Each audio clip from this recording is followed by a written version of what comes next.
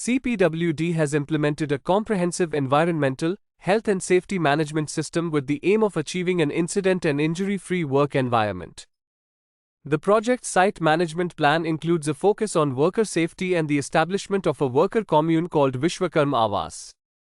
A total of 2,205,695 safe man days and 17,645,574 safe man hours were successfully achieved, ensuring safety throughout. Various safety promotional activities are conducted, including displaying posters and signage, conducting EHS talks and screenings of videos, implementing EHS incentive programs, and celebrating EHS-related occasions. The project has also implemented measures for hazard identification, risk assessment, and control.